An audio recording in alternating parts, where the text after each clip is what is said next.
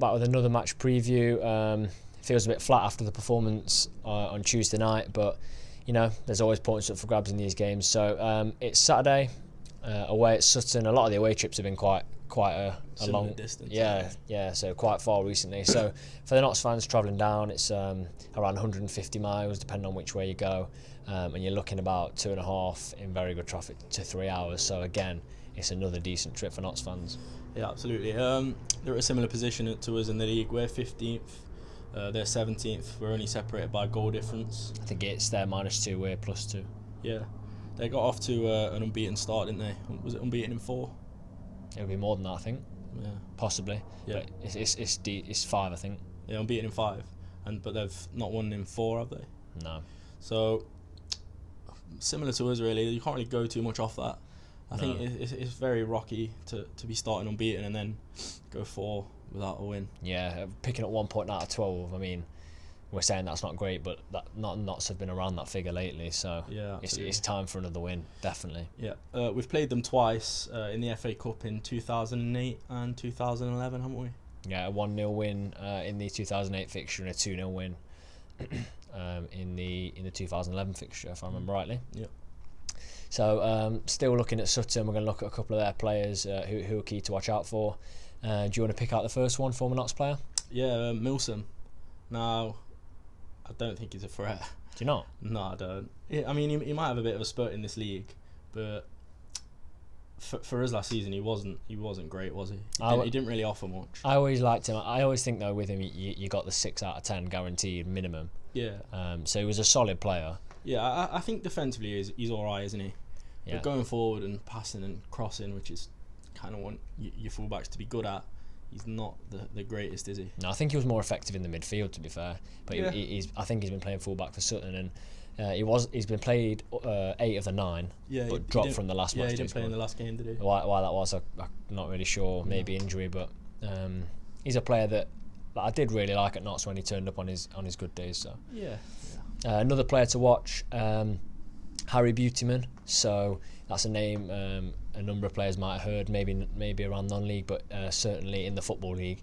Yep. He's played for Peterborough. Now, last season he scored 4 goals in the league all season. This year he's already on 3. So you know he's having a good season from midfield to be on 3. He's definitely going to be a threat in that middle. I think so, yeah. Yeah, and I think it's Jamie Collins, the other centre mid. He's also on 3. 34 years old. He's been at Sutton. This will be his 5th season, so he knows the club really well. I noticed on his stats he's picked up a few yellow and red cards last season, so he's in there for the tackle. And you hope that a player like Doyle can match him, or O'Brien can match him with the controlled aggression. Yeah. And I think those 3 players to watch out for. I think potentially the midfield could be key. The midfield definitely, because I think they could probably have one over on O'Brien and Doyle. I think that's where we've been losing the battle, recently in the midfield.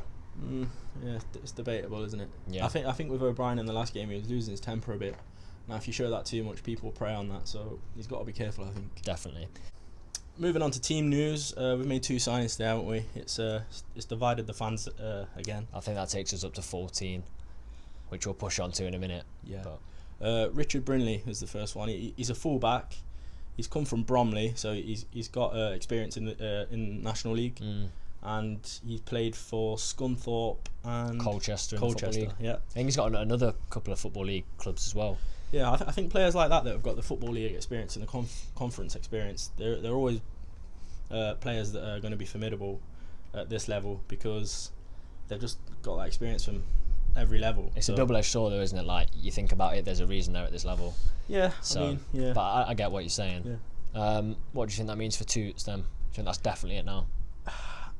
I think it is, yeah. I think, we've got Rawlinson who can play right back. We've obviously got Kelly Evans, and now we've brought in another full-back. Toots hasn't been in, even on subs, has he, for a fair few games now. He was sat with Nolan, wasn't he? Because Nolan was at the game on Tuesday night. So yeah, I hope it isn't. I really do, because I like Toots. I think he's a good player on his day, but it's not looking bright, is it, for him? No, I think that unfortunately could spell the end. And only 2 months ago in our pre-season, we were calling for the likes of him, Bird and Hemmings to be the main players. They're like the first players The on first players on the team sheet, and now they're gone. So moving on from the fullback position, we've signed Sean Shields from Ebbsfleet. Now, if you look on Twitter, a lot of Ebbsfleet fans are not happy that he's gone, which is always a good sign. Yep. Now he's also got Football League experience, but in recent years he's been on loan a lot. So he's been on loan at Margate, Hemel Hempstead, most recently at Boreham Wood, and in these spells he hasn't played a mass amount of games. I mean, he's played 115 I think in the league for Ebbsfleet with 16 goals. Now, you know, I think he was in the team that a few years ago that reached the playoffs. But the fact that they're not happy that he's going, for me, is a good sign. It is, yeah. And all these stats that we do look at stats a lot, don't we, with previous teams, as you do when you sign a new player. But I think you've got to give these players a chance. Now, for me, I think bringing in a winger, I've said it in previous videos, it's what we needed.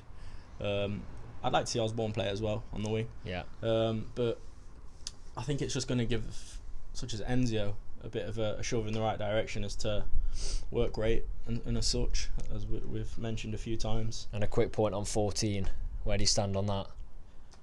I don't know. It's tough. It's a lot of signings, that is, isn't it? It is a lot. And when you look as well, we're signing these players like Tyson. When we signed him, it was like he's going to be a star player for us. He wasn't on the team sheet on Tuesday, was it? I don't think so. And he's just not featuring. So for me, 14 is a lot, but at this stage, the inclusion of a winger was vital. Yeah. Not sure another fullback, but I think that means Tuchel was off. So, yeah. Moving on to the team that we would like to see or predict, and I think we'll run through this really quickly. Yeah. Some of them are really easy and pick themselves. So 4-4-2 again. Yeah, definitely. I think we've got to keep the back four, and obviously Slocum in goal. We've got to keep the back four. Don't change a team that's not conceded. Yeah, I mean, as awful as of a performance it was on Tuesday, defensively, that's probably one of the better performances I've seen from Notts. So you can't really change it too much. Maybe wouldn't mind Rawlinson coming in maybe for Graham, but you've got to keep Turner in there for me. McCrory and Kelly Evans. Neil said it in his video. That striker they had, I can't remember what his name was, but he was big, he was fast, and Kelly Evans was flying into him. He had no holds into going into players like that. Yeah. And that's what you want to see, and he's probably the smallest bloke on the pitch. Spot on. So we had a quick discussion about this team, and we'd like to see some wingers that we're a big fan of wingers that cross over and don't really have a set position. It causes fullbacks all sorts of problems. And after some deliberation, we would like to see on either wing Osborne and Shields, and I think Enzio needs this not a rest. He needs to be dropped for me. Yeah, I agree, and I know you say rest, and I think that could help him too. Maybe he is tired from the games he's played. Maybe that's what's leading to the lack of tracking back that he's doing. But yeah, like we've said, it'll give him a shove in the right direction. So we're going Osborne and Shields on either wing, rotating, and then we're going to go in central midfield position. We would have O'Brien and Doyle. Rose again hasn't been good enough. I gave him a 4 in our match predictions, our player ratings. Sorry, and that might be a low score, but for me, taking the ball around a couple of players is not enough. I feel like for me, this season was really Rose's time to shine, and I hope he turns it around and picks it up. And because he's got the ability, there's no doubt in that. He's defensively good, he's attackingly good. So a player of his stature, when he's in form, he's unstoppable on his day. But it's just getting him in that form, isn't it? Now, quickly to round it off, I would go up front with both agreed on Dennis. Yeah. What striker would you like to see him paired with? Thomas. Now, I wouldn't be too downhearted if Wharton started as well, because I think Dennis could play well off a so-called target man. But I think Thomas and Dennis do play well together. Now, this won't happen, but I would like Dennis to be paired with Tyson, and I don't think it'll happen. Thomas is quite quick. I miss that injection of pace that Tyson gives you. Yeah. And when he's chasing down defenders.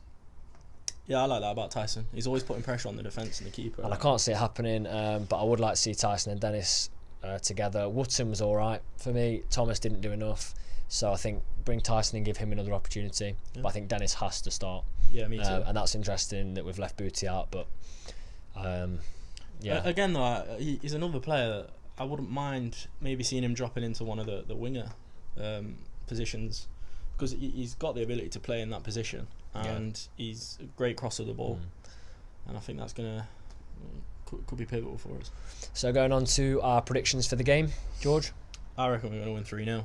I think if we do a few changes past the defence and create more chances, I think it could be a great win for us. So what are you going for the scorers? Dennis, Thomas and O'Brien. I'm going to go 1-0 to Sutton, and I think the performance on Tuesday night, if we play like that again away from home, I don't think we get away with it this time. Obviously, as I always say, I'd like to be wrong, but that performance for me was terrible, and I can see us 1-0 because we didn't create any chances, really, did we, bar last 10 minutes. So if you'd like to leave your prediction of the team lineup or the score with goal scorers in the comments section below, that would be really great for us to see, and hopefully safe travels to everyone that goes to Sutton. Hopefully we see a win. Hopefully, yeah.